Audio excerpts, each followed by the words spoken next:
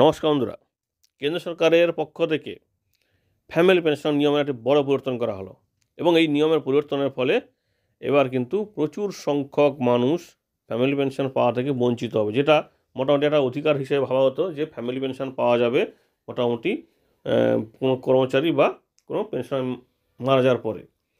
বিষয়টা কি, family pension আপনারা জানেন কোনো কর্মচারী বা পেনশনার মারা যাওয়ার পরে তার পরিবারের প্রথম যে যোগ্য ব্যক্তি তিনি হচ্ছে তার স্পাউস, অর্থাৎ স্বামী বা স্ত্রী, তারপরে সন্তান সন্ততি, বাবা মা, ভাই বোন, এইরকম বিভিন্ন রকম স্টেপ বাই স্টেপ আছে। তো এটা নিয়ে আমাদের ভিডিও আছে। এই যে প্রথম স্টেপটা, অর্থাৎ কোনো কর্মচারীর মৃত্যুর পরে তার স্বামী বা স্ত্রী ফ্যামিলি পেনশন, তো এইখানের নিয়মটা কিন্তু পরিবর্তন করেছে। দেখুন 1 জানুয়ারি 2024 এই নিয়মটি পরিবর্তন করেছে amendment two CCS pension rule 2021। বিষয়টা হচ্ছে, বলেছে কোনো মহিলা কর্মচারী বা মহিলা পেনশনার যদি তার স্বামীকে ফ্যামিলি পেনশন হিসেবে না রাখতে চায় তাহলে সে তার সেই অধিকারটা পাবে। এবার তার বদলে সে তার সন্তান, ছেলে বা মেয়েকে সে ফ্যামিলি পেনশন হিসেবে রাখতে পারবে।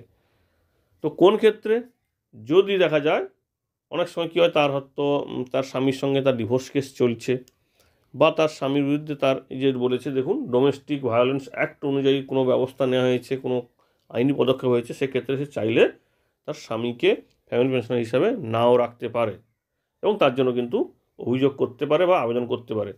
এইটা নিয়ে প্রচুর আবেদন যাচ্ছিল পেনশন দপ্তরে। তো সেটা নিয়েই কিন্তু পেনশন দপ্তরের পক্ষ থেকে যে মহিলা যে বিভাগ আছে বা মহিলা যে কমিশন আছে তাদের সঙ্গে আলোচনা করে এই বিষয়টি নেওয়া হয়েছে। তবে হ্যাঁ, এখানে আরও কয়েকটি বিষয় দেখুন। এখানে বলেছে যে প্রথমত বলেছে যদি কোনো কোর্ট কেস হয় বা ডিভোর্স কেস ফাইল হয়ে আছে, সে সমস্ত ক্ষেত্রে কিন্তু তারা চাইলে এই বিষয়টা নিতে পারে, তাদের সন্তান বা সন্তানকে এইখানটায় ফ্যামিলি পেনশন হিসাবে রাখতে পারে। এবারে বলেছে দেখুন, যেটা আসছে যে যদি দেখা যায় যে ওই মহিলা কর্মচারীর মৃত্যুর পরে তার ধরুন স্বামী বেঁচে আছে কিন্তু কোনো সন্তান সন্ততি নেই, তো সেক্ষেত্রে তার সেই স্বামীকেই ফ্যামিলি পেনশনটা দেওয়া হবে। কারণ উনি হয়তো বলে গেছেন যে উনি দিতে চান না, কিন্তু সেক্ষেত্রেও কিন্তু ওনার স্বামী পাবে ওই ফ্যামিলি পেনশনটা। আবার দেখা যায় যে স্বামীও বেঁচে আছে কিন্তু যে সন্তানরা বেঁচে আছে তারা হচ্ছে কোনো ছোট বা নাবালক, বা এমন দেখা যায় যে বিভিন্ন ধরনের শারীরিক সমস্যায় আক্রান্ত হয়েছে। তো সে সমস্ত ক্ষেত্রে কিন্তু ওই যে স্বামী বা উইডোয়ার, উনি হচ্ছেন গার্ডিয়ান হিসেবে, জাস্ট টাকাটা তোলার জন্য কিন্তু উনি অধিকার পাবেন। আর যখন মাইনর সন্তান বড় হয়ে যাবে তখন কিন্তু সেই হচ্ছে ফ্যামিলি পেনশন পাওয়ার যোগ্য হবে, কারণ 18 বছর হয়ে যাওয়া সে মাইনর থেকে সাবালক হয়ে যায়।